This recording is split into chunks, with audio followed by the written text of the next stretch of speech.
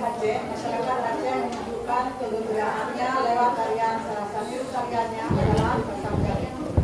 Tarian Pasang Jabit banyak pesan-pesan moral yang disampaikan, yaitu keagamaan, pendidikan, sosial. Lewat tarian Pasang Jabit, anak Aceh menghimbau untuk tidak lupa mengerjakan salat dan amalan-amalan lainnya, dan menghimbau menuntut ilmu agama dan umum. Dan lewat tarian Pasang Jabit, masyarakat Aceh mengajak untuk selalu membantu dan bekerja sama dalam hal apapun. Inilah sejumlah rangkaian pesan moral dalam tarian Pasang Jabit. Inilah gadis kecil kami mempersembahkan